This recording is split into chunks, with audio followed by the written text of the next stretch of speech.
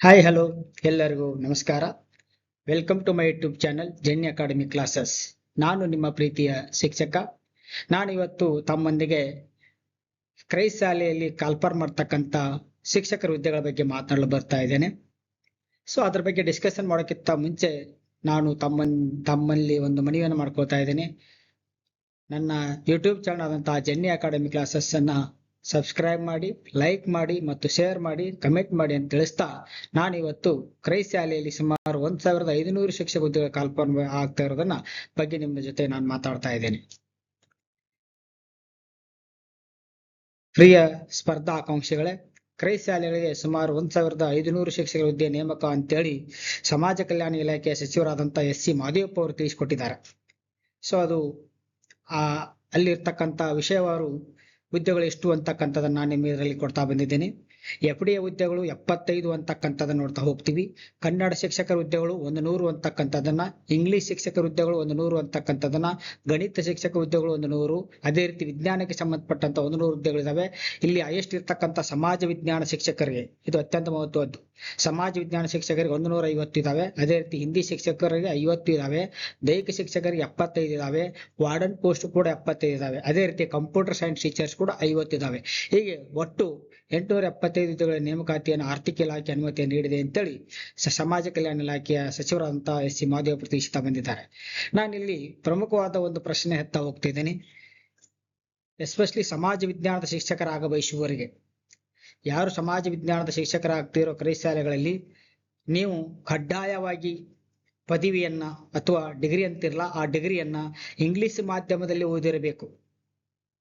ಯಾಕಂದ್ರೆ ಕ್ರೈಸ್ಟ್ ಶಾಲೆಗಳು ಆಂಗ್ಲ ಮಾಧ್ಯಮ ಶಾಲೆಗಳಾಗಿರೋದ್ರಿಂದ ನಿಮಗೆ ಆ ವಿಷಯದಲ್ಲಿ ನಿಮಗೆ ಎಕ್ಸೆಪ್ಷನ್ ಕೊಡೋದಿಲ್ಲ. ಅವರು ಸಮಾಜ ವಿಜ್ಞಾನದ ಶಿಕ್ಷಕರಾಗಬೇಕಂದ್ರೆ ನೀವು ಡಿಗ್ರಿಯನ್ನ, ಪದವಿಯನ್ನ, ಆರ್ಟ್ಸ್ ಅನ್ನ ನೀವು ಓದ್ತಿರಲ್ಲ, ಅದನ್ನ ನೀವು ಇಂಗ್ಲಿಷ್ ಮಾಧ್ಯಮದಲ್ಲಿ ಓದಿರಲೇಬೇಕು.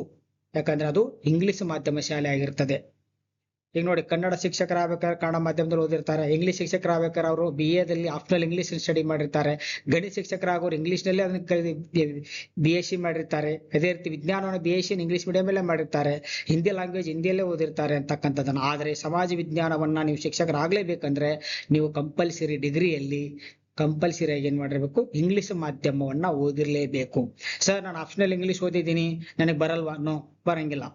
ಇಲ್ಲಿ ನೀನು ಆಪ್ಷನಲ್ ಇಂಗ್ಲಿಷ್ ಓದಿದ್ರೆ ನೀವು ಇಂಗ್ಲಿಷ್ ಟೀಚರ್ ಅಷ್ಟೇ ನೇಮಕ ಆಗ್ತೀರ ಹೊರತು ಸಮಾಜ ವಿಜ್ಞಾನದ ನೀವು ಶಿಕ್ಷಕರಾಗಬೇಕಂದ್ರೆ ನೀವು ಆಪ್ಷನಲ್ ಅನ್ನು ತಗೊಂಡಿರ್ತಿರಲ್ಲ, ಅವುಗಳನ್ನ ಇಂಗ್ಲಿಷ್ ಅಲ್ಲಿ ಓದಿರಿ. For example history, economics, okay, ಇನ್ನೊಂದು ಆಪ್ಷನಲ್ ಇಂಗ್ಲಿಷ್. ಈ ರೀತಿ 3 ವಿಷಯಗಳನ್ನು ಕೂಡ ನಾನು ಇಂಗ್ಲಿಷ್ ಮೀಡಿಯಂ ಓದಿದ್ದೀನಿ ಅಂತ ಅರ್ಥ. ಓಕೆ, ನಾನು ಆಪ್ಷನಲ್ ಇಂಗ್ಲಿಷ್ ಓದಿ ಪೊಲಿಟಿಕಲ್ ಸೈನ್ಸ್, ಜಿಯೋಗ್ರಫಿ, ಎಕನಾಮಿಕ್ಸ್, ಅರ್ಥಶಾಸ್ತ್ರ ಇವೆಲ್ಲವನ್ನ ಕನ್ನಡ ಮಾಧ್ಯಮದಲ್ಲಿ ಓದಿ ನಾನು ಕ್ರೈಸ್ತ ಶಾಲೆಯಲ್ಲಿ ಸಮಾಜ ವಿಜ್ಞಾನ ಶಿಕ್ಷಕನಾಗ್ತೇನೆ ಅಂದ್ರೆ ಆಗಕ್ಕೆ ಬರಂಗಿಲ್ಲ. ಸೊ ಇದೊಂದು ನೆನಪಿರಲಿ. ಯಾಕಂದ್ರೆ ಅಪಾಯಿಂಟ್ಮೆಂಟ್ ಆಗುವಾಗ ಅವರು ಕಂಪಲ್ಸರಿ ಯೂನಿವರ್ಸಿಟಿಯಿಂದ ಇಂಗ್ಲಿಷ್ ಮಾಧ್ಯಮದ ಸರ್ಟಿಫಿಕೇಟ್ ಅನ್ನು ಕೇಳ್ತಾರೆ. ಲಾಸ್ಟ್ ಟೈಮ್ ವೆರಿಫಿಕೇಶನ್ ಮಾಡಿದವ್ರು ಕೇಳಿ ನೋಡಿ. ಓಕೆ, ಲಾಸ್ಟ್ ಟೈಮ್ ವೆರಿಫಿಕೇಶನ್ಗೆ ಹೋಗಿ ಬಂದರೂ ಕೂಡ ಅಲ್ಲಿ ಇಂಗ್ಲಿಷ್ ಮಾಧ್ಯಮದ ಸರ್ಟಿಫಿಕೇಟ್ ನೀಡಿದ ಕಾರಣವಾಗಿ ಎಷ್ಟೋ ಜನರು ತಮ್ಮ ಹುದ್ದೆಯನ್ನು ಕಳ್ಕೊಂಡಿದ್ದಾರೆ ಅಂತಕ್ಕಂಥದ್ದನ್ನು. ಸೊ ಹೀಗಾಗಿ ನಾನು ಈ ಮಾಹಿತಿಯನ್ನು ತಮ್ಮೊಂದಿಗೆ ಶೇರ್ ಮಾಡ್ಕೊಳ್ತಾ ಇದ್ದೀನಿ. ಸಮಾಜ ವಿಜ್ಞಾನದ ಶಿಕ್ಷಕರಾಗಬೇಕಂದ್ರೆ ನೀವು ಡಿಗ್ರಿಯನ್ನ ಇಂಗ್ಲಿಷ್ ಮಾಧ್ಯಮದಲ್ಲಿ ಪಡೆದಿದ್ರೆ ಖಂಡಿತವಾಗಿ ಸಮಾಜ ವಿಜ್ಞಾನ ಶಿಕ್ಷಕರೇ ತಯಾರಿ ನಡೆಸಿ.